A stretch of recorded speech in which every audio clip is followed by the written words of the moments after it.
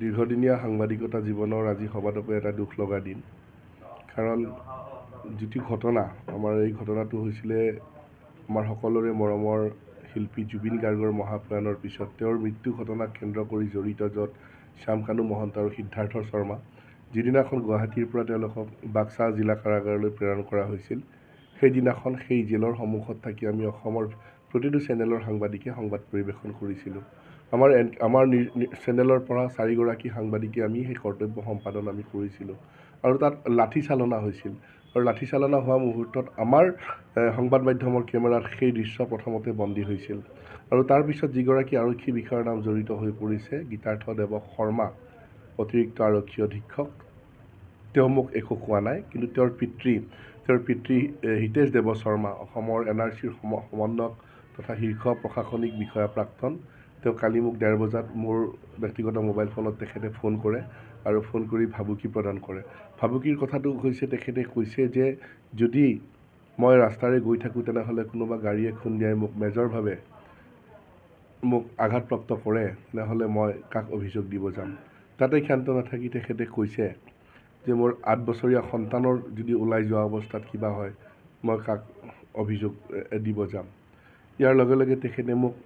warning দি কৈছে যে মই ৱাৰ্ণিং দিছোঁ তোমাৰ হাতত 4 ঘণ্টা সময় আছে এই 4 ঘণ্টা সময়ৰ ভিতৰত যদি মই বাক্সালৈ গৈ তেওঁৰ পুত্ৰৰ ওচৰত যদি এনকে আমাৰ চেনেলে যিটো বাতৰি সম্প্ৰচাৰ কৰিছিল সেইটো ভুল হোৱা বুলি আমি নবজাওঁ বা সংগ্ৰহ নকৰোঁ তেনেহ'লে মোৰ ডেঞ্জাৰ চিটুৱেশ্যন হ'ব বুলি তেখেতে ভাবুকি দিছিলে আৰু সৌভাগ্যবশতঃ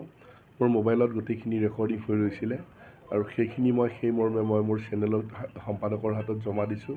আৰু অকল মোকেই নহয় মোৰ চেনেলৰ মুখ্য সম্পাদকক 3.5 বছৰ জেললৈ প্ৰেৰণ কৰিম বুলি কৈছিল বাৰম্বাৰ আৰক্ষীৰ তেখেতে ভাবুকি প্ৰদান কৰিছিল আৰক্ষীৰ কথাও মোক কৈছিলে আৰু ইতিমধ্যে ঘটনা সন্দৰ্ভত সঁচাকৈ ভাগি পৰিছোঁ আৰু পৰিয়াল আৰু মোৰ নিৰাপত্তাৰ স্বাৰ্থত পাঠলা আৰক্ষী থানাত গোচৰ ৰুজু কৰিছোঁ অসমৰ প্ৰতিটো সংবাদ মাধ্যমে আচলতে সংবাদ পৰিৱেশন কৰিছিল কিন্তু আপোনাক টাৰ্গেট কৰি লোৱা হৈছে কাৰণটো কি মোক বিশেষভাৱে টাৰ্গেট কৰাৰ তেখেতৰ কোনো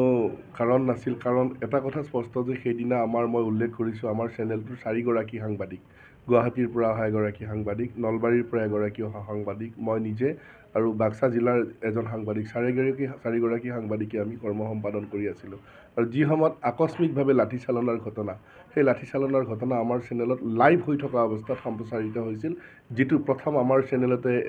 গৈছিল আৰু সেই ভিডিঅ'টো আমাৰ সম্পাদক বা আমাৰ সম্পাদনা কক্ষত মৰ্ফিং কৰি বজোৱা বুলি এটা অভিযোগ উত্থাপন তেখেতে কৰিছে যিটো সম্পূৰ্ণ মনেসজা আৰু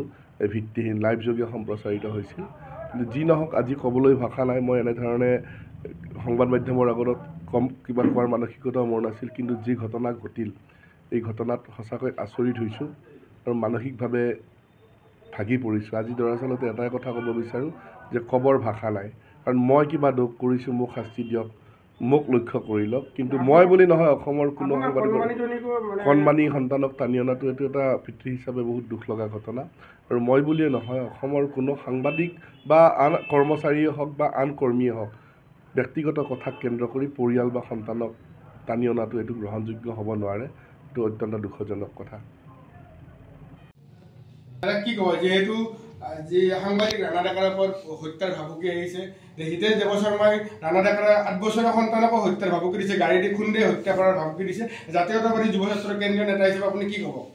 আটাইতকৈ দুৰ্ভাগ্যজনক ঘটনা যোৱাকালি প্ৰাক্তন NRCৰ সমন্বয়ক হিতেশ দেৱ শৰ্মাই যি সংবাদ মাধ্যমৰ কৰ্মী NKTVৰ ব্যুৰ' চিফ ৰাণা ডেকাক ভাবুকি দিছে ফোনযোগে আমি গৰিহণা জনাইছোঁ আৰু অনতি বিলম্বে অসমৰ মাননীয় মুখ্যমন্ত্ৰীক এইগৰাকী বিতৰ্কিত বিষয়াক গ্ৰেপ্তাৰ কৰাৰ কাৰণে আহ্বান জনাইছোঁ আমি লক্ষ্য কৰিছোঁ সিদিনা বাক্সা জেলত যিটো অপ্ৰীতিকৰ পৰিৱেশৰ সৃষ্টি হৈছিল বিভিন্ন সংবাদ মাধ্যমে লাইভ যোগে এই সম্প্ৰচাৰ কৰিছিল আৰু NKTVৰ সাংবাদিকগৰাকীক বিশেষভাৱে হিতেশ দেৱ শৰ্মাই যোৱাকালি আচলতে দোষাৰোপ কৰি পেলাই তেখেতে ফোনযোগে ভাবুকি প্ৰদান কৰিছিল আৰু সেইটো আমি অতিশয় আচলতে দুখ অনুভৱ কৰিছোঁ কাৰণ এগৰাকী প্ৰাক্তন বিষয়াই এনেকৈ যদি সংবাদ মাধ্যমৰ গণতন্ত্ৰৰ চতুৰ্থ স্তম্ভৰ যদি সংবাদদাতাক যদি ভাবুকি দিব পাৰে তেতিয়াহ'লে অসম কোনফালে গতি কৰিছে আপোনালোকে অনুমান কৰক গতিকে আমি অনুৰোধ জনাইছোঁ সাংবাদিকগৰাকীক যি ভাবুকি দিছে সেই ভাবুকিত এটা নিৰপেক্ষ তদন্ত কৰি অসমৰ মাননীয় মুখ্যমন্ত্ৰীয়ে এইগৰাকী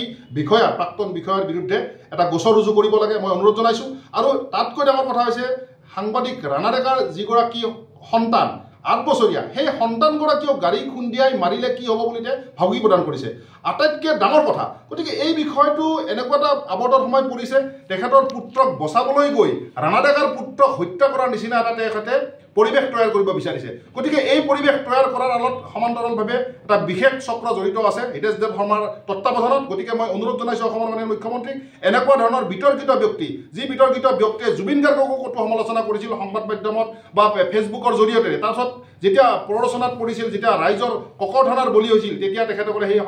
পোষ্ট ডিলিট কৰিছিল গতিকে মই আহ্বান জনাইছোঁ ৰাণা ডেকাৰ পৰিয়ালৰ প্ৰতি যি ভাবুকি প্ৰদান কৰিছে তেখেতে অনতিবিলম্বে তেখেতক গ্ৰেপ্তাৰ কৰিব লাগে আৰু গ্ৰেপ্তাৰ কৰি পেলাই জেল হাজতলৈ প্ৰেৰণ কৰাৰ কাৰণে মই অসম জাতীয়তাবাদী যুৱ ছাত্ৰ পৰিষদৰ পৰা আহ্বান জনাইছোঁ